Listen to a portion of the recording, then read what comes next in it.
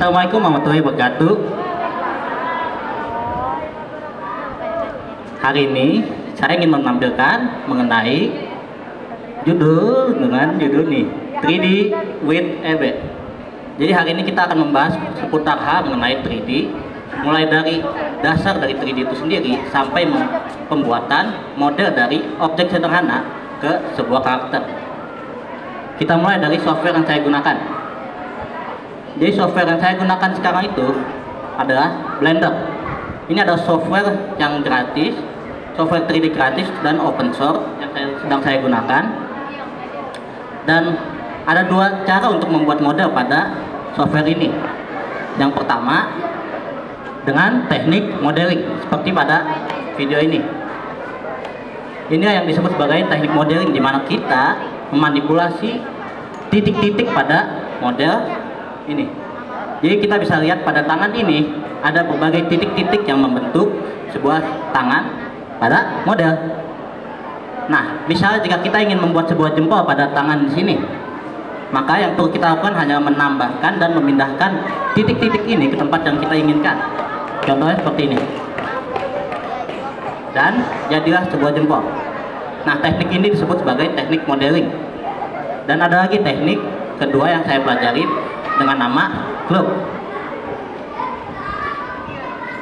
Nah, ini adalah sebuah teknik bernama glove mode, di mana dalam teknik ini kita memanipulasi ribuan vertex pada model menggunakan tools-tools yang disediakan pada software Blender. Misalnya seperti ini. Ini adalah salah satu tools yang saya gunakan secara acak pada tangan, dan seperti itulah cara membuat sebuah model. Nah, langsung saja ke proses pembuatan sebuah model. Nah, ini ada proyek dasar yang saya kerjakan pada semester ini, dan proses pembuatannya itu melalui berbagai step-step, dan saya memulai dengan base mesh. Nah, jadi base mesh ini ada sebuah model dasar yang dari karakter yang kita ingin buat. Nah, misal kita ingin membuat karakter ini, maka kita membuat base mesh dasar atau fondasi dasar yang proporsi badannya menyerupai apa yang ingin kita buat, mulai dari panjang kaki, panjang tangan, lebar kepala, dan lain-lain. Kemudian kita bawa ke mode sculpt, di mana kita akan menghaluskan base mesh tadi menjadi sebuah karakter dan diberi detail-detail kecil seperti mata, mulut, hidung, dan lain-lain. Kemudian kita bisa lanjut ke proses retopologi, di mana proses retopologi ini kita harus meminimalisir titik-titik pada model kita. Jadi misalnya seperti ini nih. Jadi di model kiri ini ada model sebelum retopologi, dan ini setelah retopologi, di mana bisa terlihat titik-titik pada model sebelum retopologi lebih sedikit, dan titik-titik pada model setelah retopologi lebih sedikit. Dan setelah retopologi selesai, kita bisa lanjutkan ke proses pemberian aksesoris, dan di sini kita tinggal melakukan modeling sederhana saja. Contohnya seperti ini. Ini adalah hasil akhir dari yang ingin saya buat, dan bisa dilanjutkan ke proses pemberian warna yang disebut sebagai shading. Jadi dalam shading ini kita memberikan warna dan tekstur pada model yang kita inginkan, dan simulasi seperti ini nih. Ini bisa dilihat ada berbagai kotak-kotak dan saling terhubung-hubung itu. Ini disebut sebagai node, dan node ini yang membentuk warna daripada karakter yang kita buat. Jadi contohnya kita ingin membuat sebuah tekstur untuk pakaiannya, maka kita tambahkan base color ke material output yang menghasilkan seperti ini.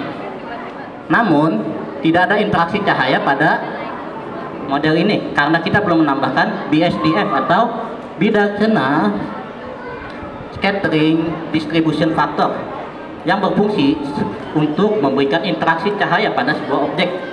Dan jika kita tambahkan, maka kita bisa melihat ada refleksi dan bayangan-bayangan pada model. Nah, inilah cara melakukan shading sederhana, dan kita bisa meningkatkannya lagi dengan menggunakan roughness map. Jadi misalnya kita ingin membuat sebuah sentuhan realistis, jadi kita ingin membuat biru ini tidak merefleksikan cahaya dan warna lainnya merefleksikan cahaya. Jadi kita tinggal memisahkan warna tersebut menjadi hitam dan putih menggunakan color ramp di bawah ini. Kemudian kita sesuaikan saja dan hubungkan ke roughness pada BSDF dan hasil akan seperti ini.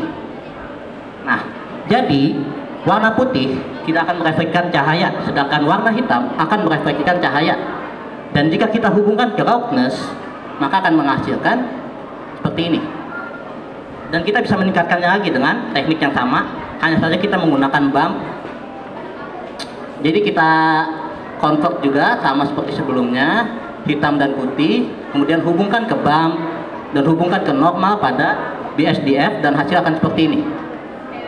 Jadi bedanya roughness map dan normal map itu, kalau normal map itu yang warna hitam akan naik dan warna putih akan turun. Dan jika dihubungkan ke normal map, hasilnya seperti ini. Dan kemudian kita berikan roughness map juga, dan inilah yang akan terjadi. Sedikit sentuhan realistis pada model kita.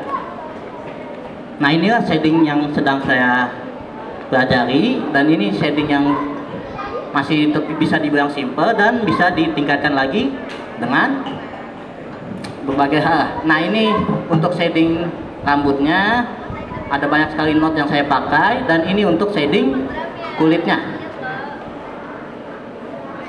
Ya, seperti itu, dan setelah itu sudah selesai. Inilah model yang hasil akhirnya. Dan dari sini kita bisa lanjutkan ke pose, itu render, composite, dan lain-lain. Nah, tapi saya hanya akan menjelaskan sampai sini saja, karena sampai sini saja lah model sudah jadi selesai. Nah, buat yang ingin melihat karya yang sudah saya buat dari semester kemarin dan semester ini, bisa dilihat di IG saya, EB Potato, atau bisa dilihat di showcase di sana. Saya membuat berbagai karya di sana untuk tampilkan. Sekian dari saya, terima kasih.